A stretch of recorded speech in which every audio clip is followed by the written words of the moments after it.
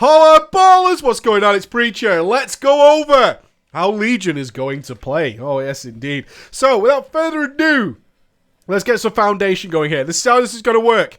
This is based on the information we have right now, which doesn't include a lot of the private interviews that are likely to go on and more information to come out in a few days. So, if there is a change or something else or a little bit more detail, please post it down below, but don't be a smug dick about it, right? This is information we have right now. We can't help if something changes, and we'll annotate it in or do whatever we can do there. Or if it's something big, we'll talk about it. What I'm going to do is lay the foundation of how Legion will play out, and then we'll critique it afterwards. So we're all on the same playing field and have the same idea about the options that you will have. And Legion is about options, thank God. If we look at the Legion hype series we just did, holy cow. We basically got everything. To say I'm hype is a little bit low. A little bit of an understatement, to be honest with you. I'm really hype. I will say, though, I'm really ill. Sitting in an ice-cold room in the middle of the night to watch the BlizzCon stuff has wrecked me completely. So if my voice breaks, sorry, it's a sudden audio cut. It's probably because I'm coughing or something along those lines. So my apologies, but we'll rock on nonetheless. So let's lay out how Legion is going to work. There's an opening cinematic. We've seen that. They released it at BlizzCon. And immediately following that, we're going to land at the Broken Isles, which is our new zone. This is our new world that we're going to be in for Legion mostly. And we're going to enter instantly into a scenario. It's going to be a 40-player scenario. 20 Alliance, 20 Horde. Makes sense if you've seen the trailer. I don't want to spoil it for anybody who's trying to avoid it. And this is cool. 40-man scenario shouldn't be too hard to make with cross-realm stuff, so it seems pretty easy. We're probably not going to be able to talk to each other, although they did mention, I don't know if you spotted it, that demon hunters of the opposing factions can speak to each other via demonic, which is curious that they're giving them that option. Ooh, better than double jump in my opinion. So we'll get into this scenario, and they've compared it to the attack on the Undercity scenario. Thank God, one of the most favourite things I did in World of Warcraft. So unexpected to jump into that scenario and be like, what's going on here? And then it kicked off and it was like, wow, this is cool, we're assaulting a city. Very, very awesome that they're bringing that idea back. They mentioned it several times in how they're using scenarios no longer going to be queuable, which makes sense. That was the biggest complaint we had with scenarios, is doing them repeatedly wasn't fun. But they're a wonderful storytelling technique, so they're going to build on that. So they're not going to shy away from the resources taken just for something somebody's going to do once. What they're actually going to do is use them more. Thank God, thank God. So we'll jump into this scenario. Now, at some point at the end of the scenario, you will be sent off to your class hall, and no doubt the initial gathering of your artifact weapon. This is before you start proper leveling. Okay, so you're going to probably get your artifact weapon. Go and do that, and then return to your class hall, and then you're going to be presented with a map board, very similar to the garrison one we have now. So if you're not sure what class halls are, they are essentially the replacement of garrisons. You will get a Hearthstone or Deathgate style system to get back to it at any time. It's where you upgrade your artifacts. So if you've ever played a Death Knight and been over to the thing that does your rune forging, same sort of deal. This is where you'll modify your artifact weapon and all that kind of good shit. You'll get individual quests there, all that kind of stuff. It's basically the garrison replacement. That's all you need to know, and you'll have a generally good idea of what it is. And then from there, you'll be presented with the map board, where you can then choose one of the 4 leveling zones to go to in the Broken Isles. Now, this is really cool. This introduces this new piece of technology. Well, not new. It's basically the time-walking technology, which is going to scale every single zone depending on your player level. Which means, okay, so what does this mean? It means that if you go to the first zone, right, at level 100, then you will fight level 100, 101, 102 mobs. If you go to a different zone and get to level 102 and then come back to the first zone, the levels will be 103, 104, and so on and so forth. This also means that you can team up with players of different levels and still not be punished for that. So instead of having a linear progression, which would be like Frostfire Ridge, Gorgrond, and so on and so forth, now you don't have that question every time your friend logs on. So let's give an easy example here. You're playing the game and your best friend, Fred, who you want to level with, is at work, couldn't get the day off because he's a noob, and then he comes home and he's like, let's start leveling, and you've already reached level 103. It doesn't actually matter. You can team up with a level 100 and 103, go to a fresh zone more than likely, as there's still likely to be quest hubs and you want to get on the same level, and you won't be punished for that. The world will scale around you. So I imagine that the 103 will see a 103 mob, and the 100 will see a 100 mob, and the XP will be according, and blah, blah, blah, blah, blah. And you'll be fighting the same thing, and it'll work on percentages, etc., and you won't be punished. So no longer when your friend's like, oh, I'm leveling an alt, what level are you? Oh, I'm 94, and I've completed Gorgrond, I'm onto somewhere else, and you're like, oh, I haven't done Gorgrond yet, I'm going to wait here, and we can't level together. So that should be a thing of the past. So we'll have these 4 zones out of the 5 in the Broken Isles that you can choose to go and start leveling in any path you want. I want to preempt something here. They have mentioned that the artifact skins, there will be some that are tied to completion of certain zones. You obviously will not have to complete every single one of the 4 zones in order to progress to the final zone, which will always be the final zone. So everything leads to Suramar, which will probably be the 108 to 110 mob leveling zone.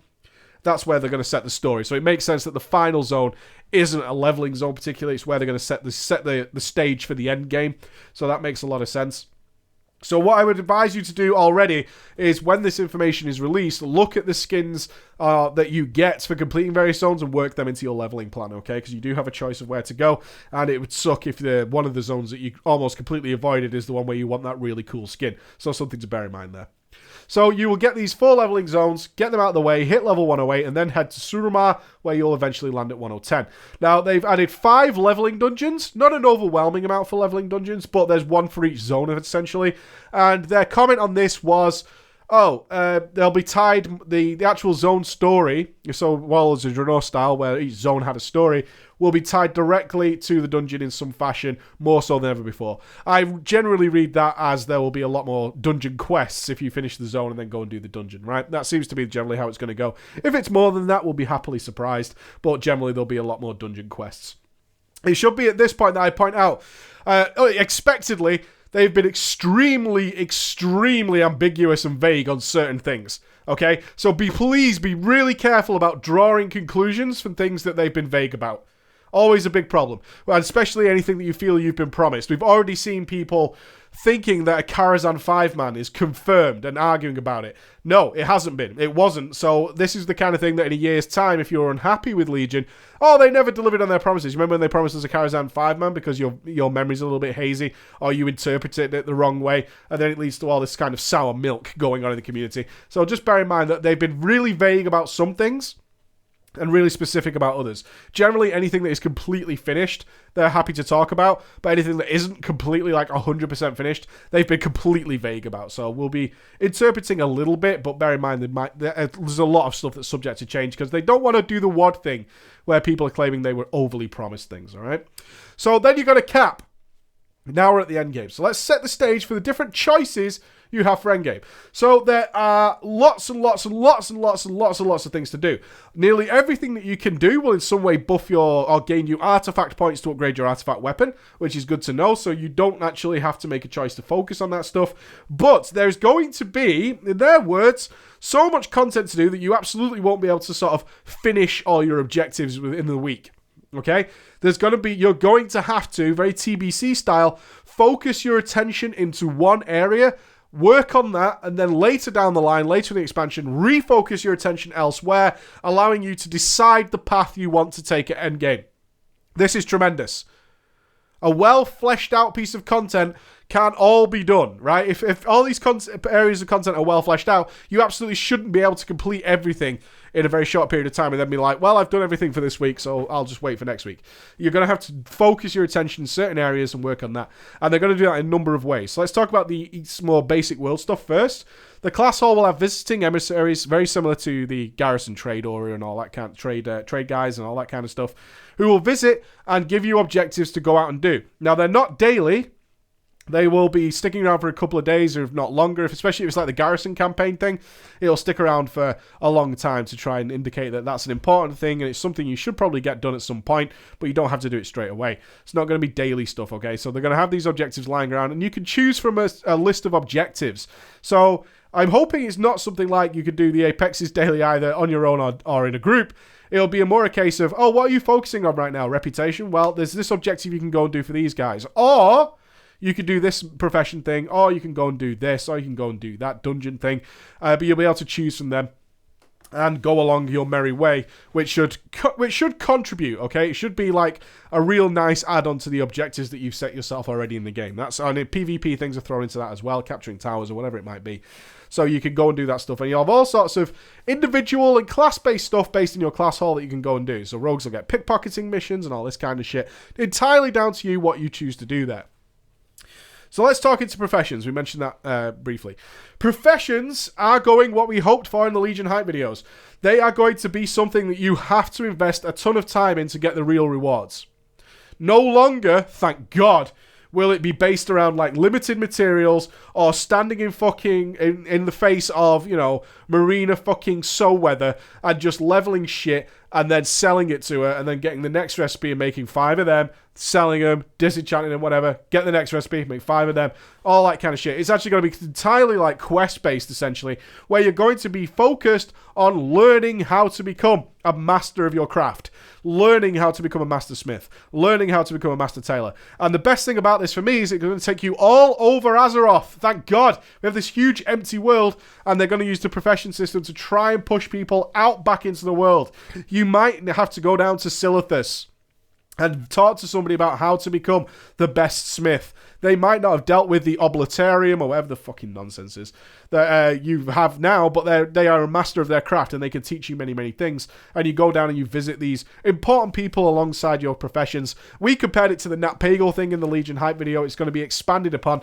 And they say that the profession system will be so extensive that you shouldn't really run out of content. They've also indicated that the better you get at your profession, you will unlock next stage recipes. Something we asked for, okay? We hit the nail on the fucking head with this stuff. We did really well in the Legion hype videos.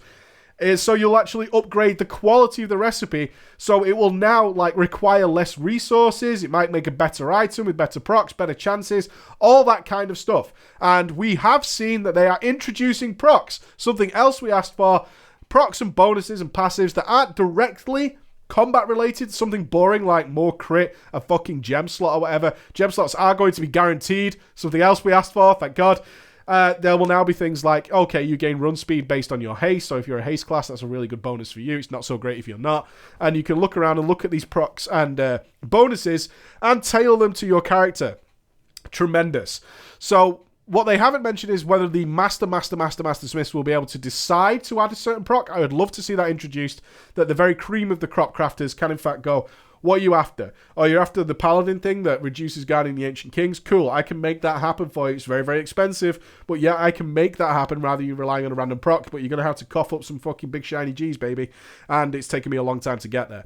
It also means that there will be prominent crafters in the game. Guys, because you can either do one or two things. You could talk to your friend in guild, or some guy in your cesspool guild, or some guy in trade who, yeah, sure, he can make the recipe, but he's kind of halfway done with learning it. It's going to cost you more resources, more farm time. Or you can start seeking out the more prominent people in the game, and they will have cheaper resources, okay? It's going to cost you less in terms of your farming time, stuff you buy at the auction house, all that kind of stuff, because they can make the same item potentially better and cheaper because they are a master of their craft. What I'm hoping that this will lead to to satiate those guys who love that aspect of the gameplay. There are plenty of them out there, and the generation of player market areas happens in many MMOs where crafting is something that needs to be worked at. Is they will find a place somewhere in the city, similar to how random dual areas crop up, and they'll be like, right, this is a bustling area. This is the player-generated marketplace. Doesn't need Blizzard to make one. Players will find a place where they will hang out and they will talk and they will be the masters of their craft. Really hoping that happens. Absolutely hoping that happens. And the profession system so far seems wonderful. We even had the inclusion that Inscription will give the word for word what I suggested, the ability to pick a boss and essentially nerf it by increasing the damage of the raid by 10% against that one boss, and you can use it once per week and only on one of the bosses in the raid. Tremendous. It's such a simple solution to cock block progress, is that you can do that and you can make that decision, and it really adds so much versatility to how you will choose to do things. Will 10% damage allow us to get this kill, or is it a case that we need more healing, or is it a case that people take too much damage? Whatever it might be, when you're close to a kill, you can choose to make a boss easier. Only one, so you'll have to make that choice, and it adds a nice dynamic to raiding, and also should allow a lot of the lesser guilds to overcome obstacles that just seem insurmountable, but 10% extra damage on everyone will help that happen. So Inscription's going to make that happen.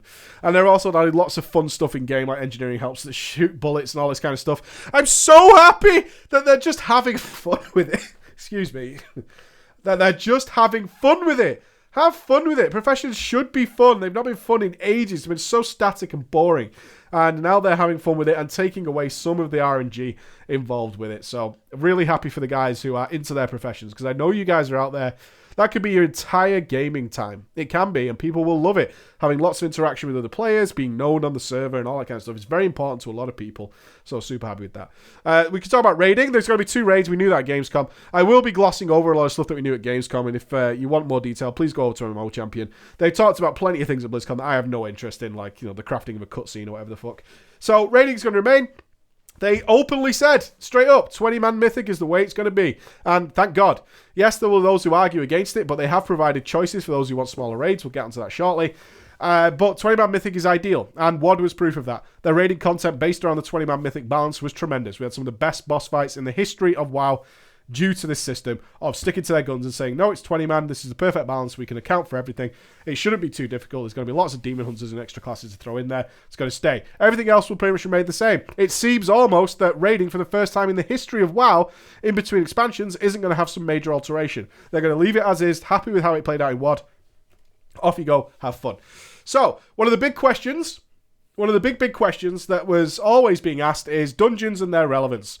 Because we had MoP, where dungeons were dead after a week, and then we had WoD, which was dead after 2 days, and dungeons were just a giant waste of time, and a huge piece of content that just never got used. And people were asking for relevance. I came up with a number of different ways that they could do that.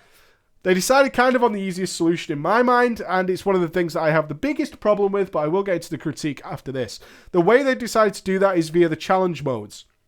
Instead of challenge modes just being a race that rewards nothing but pride and a bit of transmog, challenge modes will now reward gear as well. You will actually get gear rewards, and they said rewards, so I'm saying gear will certainly be a part of it, but it might have something else in there.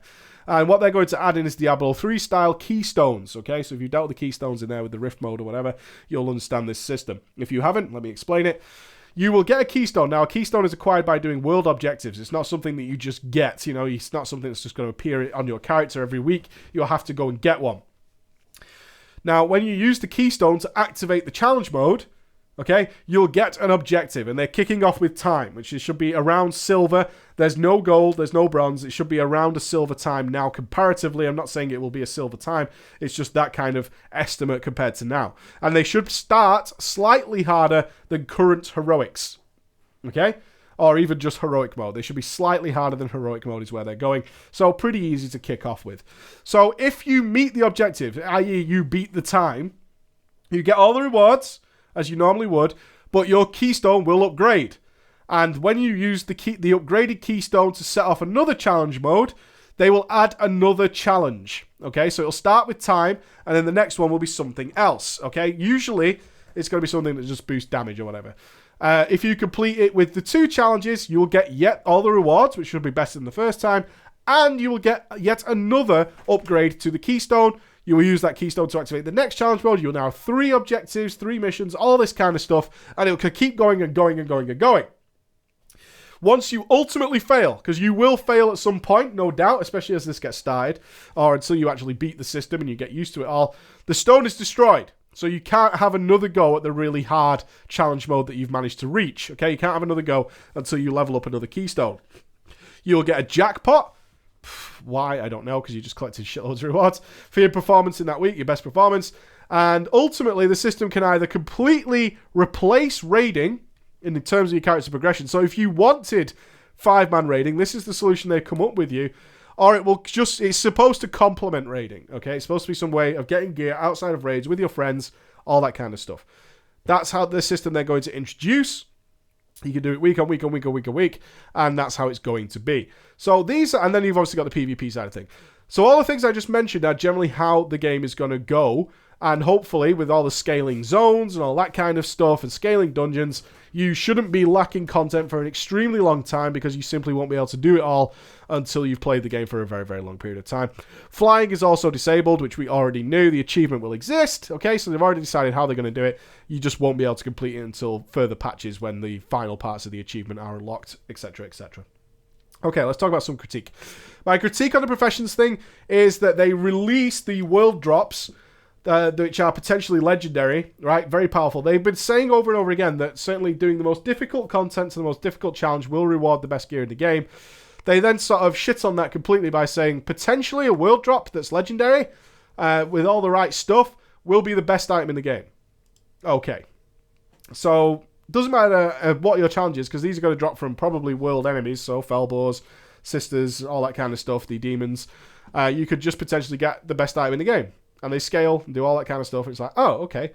Shit. There you go. Now, personally, I don't have a problem with people getting a really, really, really, really low chance out of pure luck a really cool item, because it doesn't change anything for the game itself. It doesn't matter. Then, you know, it's not going to, it shouldn't upset you, but some people will get upset. I totally get that. And people will get upset about it. That's okay. That's absolutely fine. The problem here is that if it was just a random low drop rate and your chances of getting it were ridiculously small, it wouldn't affect anybody, okay? Once it happens, and it's amazing. That's cool, that's fine. However, they did indicate that there are ways to kind of push you towards a specific item. You can kind of focus on it, probably involving the class halls in some manner, where you're sending your guys out on missions and explorations who might come back and say something like, oh yeah, that really cool pair of boots or whatever is in this area. Very specific area. Still a really low drop chance, but it's in this area. And then you'll be like, maybe I should go and farm it, right? Because it's potentially one of the best item in the game. And then the only answer they've come up with is to grind it out. And I think we're well beyond the stage where just grinding stuff out by killing mobs over and over again should be a solution. Or should be some sort of gaming technology or gaming mechanic, because it's so boring. It's not work. I saw some people saying, oh no, you have to work for your items. It's not work. Grinding is never work. Grinding is just time. It's just your time sat in front of your PC, probably looking at Netflix or listening to some jerk off like me, and just killing mobs over and over and over and over again mindlessly until maybe the gods smile in your favor and you get it. But considering the power of these items, which is all subject to change, by the way. The procs and stuff are just examples, so please don't bury too much. Don't get too invested in what's written on those things. Please be better than that. These are all subject to change. But you will feel inclined to go and do that, because they have said, yeah, you know, you can kind of get some information which will help you get the item that you're probably after. And they do intend for you to go out and get these. Just please do something that isn't a grind. Can't we do something where it mixes in all the amateur professions? Like maybe we have to fish up some clues. Right, we have to archaeology certain areas, all this kind of stuff. We have all these things. I have to help people with first aid. I have to do various things in that area which will point me closer and closer and closer and closer. Even if it takes a hell of a long time. And I have the option to grind it out if I want to do that. But I also have the option of significantly increasing my odds over time. I would be fine with that. I would be absolutely fine with that. They want people to take part in their secondary professions, cook for people. We're getting bacon. Ha ha ha. All this kind of stuff, just options. Not just the only answer is to grind it out. There's so many different ways of approaching this, and I just wish they would. I just hope and pray in my heart of hearts that it's not just a case of, well, it's definitely in this area. It was similar to what we had in Vanilla. Most of you won't have experienced it, but let's say you wanted a Skull Flame Shield. The best place to get that was the Ogres in Deadwind Pass, and just to farm them. It's still a 0.1% drop rate, but the Ogres were the best place to get it. And you would just go down there and farm, and it doesn't matter. You can either get it in 5 minutes or you can never get it. You guys who've been farming legendaries in Molten Core and stuff will know all about that. Random drops that are just out to grind are just never fun. And I would hope that they do something a little bit better just to even increase the odds, even if it adds fucking a percent. It'd be so much better. It'd be so much better. It's something we could work on and take interest in and do something more interesting than just kill mobs in a circle. And no doubt those areas are going to be fucking spammed as shit as the game goes on. And considering things scale, it's not going to be as easy as it is now to get mega raid gear and just crush the area. We'll have to see how that plays out. The challenge mode thing. Wonderful choice for casual players. I would have hoped they got a different way. There was no mention of really summonable stuff or ways of sort of doing more interesting things out in the open world. That was something I was really hoping for. Not much going on there. But this challenge mode system, I have to say, on the face of it, seems like possibly one of the most grindy, tedious, devaluing and boring experiences ever if they're not careful with how they implement it. Let's say you do this on a week-by-week basis. It doesn't matter if you're a raider or you've just got a small group of friends. The chances are that very quickly you will become very, very comfortable with most of the upgrade levels or the challenges that keep getting added up until like what? Let's be arbitrary because we don't know how it's going to play out. Arbitrary up to like Keystone 5, and then it starts getting interesting. And week on week, you have to do like 5 challenge modes before you can even start taking an interest in it. And these are still the same dungeons. It's still the same dungeons you're going to be doing. And there will always be dungeons that are easier than others. That is just an inevitable way the game works. And potentially you're going to be always stuck in there doing different things or picking an order of dungeons, which always kind of lands you at the easiest ones towards the end. So you start with the more tedious and annoying ones at the beginning, and that makes it even worse. There is a huge chance here, if they're not careful, that this just becomes so boring. It's just doing dungeons, the same dungeons over and over again. The ideas they came up with, got to critique this as well. Nothing was said about anything interesting whatsoever. Every single challenge that they are going to add is simply more damage and more DPS needed and more healing. Nothing more, nothing less. So they said, oh, it's in enrage mode. What the fuck does that mean for a half-awake player? Fuck all. That's absolutely garbage. A permanent dot on your group. Why? Well, that's not fun. It's not fun. It's not interesting. Just taking damage all the time. Which then probably pushes you towards different dungeons. Because there are going to be dungeons where the group takes more damage than a single player in the tank, right? So you don't want to do that with that once that fucking objective's added. I also question the use of time as being the initial stepping stone. Really disagree with that. What I would prefer to see, if this is supposed to target and try and include more casual players, sticking a time limit in front of their face on their very first entry is not a good idea, because it's going to force them to rush. Now, I certainly don't subscribe to the idea that casuals are bad players, but if you want players who are weaker and a little bit more timid in dungeons to go in, the worst thing you can ask them to do is try and rush. Worst thing you can do. I would really like that the first challenge mode is actually to complete it, nothing more, nothing less. Then you add in a damage and health buff to the dungeon, and then the third one is time. So people are comfortable in the dungeon. Time itself is a huge factor, so once they're comfortable with how things hit, and they can take their time, and they can wipe a couple of times, right? The rewards initially probably aren't going to be that great. Then you add in the time afterwards. I would really like just to see that very tiny, minor change to that system, and I think that could work really well. And certainly a cap-off. It'd be interesting if there was a choice of things to add, because class balance in challenge modes is notorious, right? Some classes are just flat out, or some specs, should I say, are just flat out better at it than everyone else. This is supposed to be inclusive, especially if it's supposed to be a nice addendum to raiding and a nice thing you can do outside that. You don't want specs being left out. You really don't want that happening. So why can't we choose something to add that actually makes it a little bit... It's the best for our group setup. I'm not saying easier, but it's the best for our group setup. So permanent dot damage ain't a big deal to a druid who can cast very cheap rejuves on everybody all the time. Not a big frigging deal. You take that to a fucking paladin or something who has to keep doing individual heals, and that's more of a pain in the ass. And then you might be like, well, we're definitely going to get this. We prefer to take a resto druid. You see what I'm talking about here? Can we choose from two? Right? It's no issue if the last one kind of encompasses everything, but gives you... I don't care if these dungeons give mythic quality rewards at their highest difficulty. I don't care. That's fine. But can we have some sort of choice in how this works, so we don't have certain specs and classes which are just left out, and people being forced to play specs they perhaps don't like. Although tri-spec is coming, there are still plenty of people out there who just don't enjoy tanking, right? They don't enjoy playing blah, blah, blah, blah, blah. And I'm not saying I agree with that, but challenge modes classically have been very severe on class balance. They're not too bad now, but I'm just worried that as it gets more difficult, that class balance will become more of a factor than anything else. So I'm really hoping they do something along those lines. It's not the best system I've ever seen. It's certainly not a route I would have taken, but it's workable. It's workable, and I'll have to see what it takes out. Other than that, the leveling stuff I think is just fabulous. There's not much to be negative about here. Everything is really good. The leveling stuff will obviously make very little difference in the long term for a lot of players. It'll be one of those things that's like, okay, took advantage of that, but I'm capped now and I'm not an alcoholic, and certainly the game doesn't lend itself well to alcoholics at this point, so it's neither here nor there, although the long-term scaling of the world will become accustomed to, and I think it's really good. The amount of dungeons is good, 10 dungeons, and they look spectacular. Oh my god. They look so spectacular, absolutely wonderful dungeons, look like they're going to be very immersive. A lot of people wanted me to comment on the boat dungeon. Grimrail Depot is all I'll say. Gimmick fights, I don't know. I'll wait and see. It can either be really... historically, really gimmick fights, like being on a boat, either mean that it's very, very boring, or it makes no difference at all. Right? So Grimrail Depot made no difference by being on a train. It was just a corridor. The game room, said it was just a corridor. It just made it... Yeah, some people might see it as claustrophobic, but you can achieve the same by just making it a straight corridor. Or it's really tedious and annoying. So I hope they find a nice balance there. I'm holding out hope. It's something they're being pretty vague about. They're not giving too much out. They're just showing off the artwork at this point. So that's how it's going to be. The two big things that they're adding. One, a risky. Great to see Blizz taking risk again.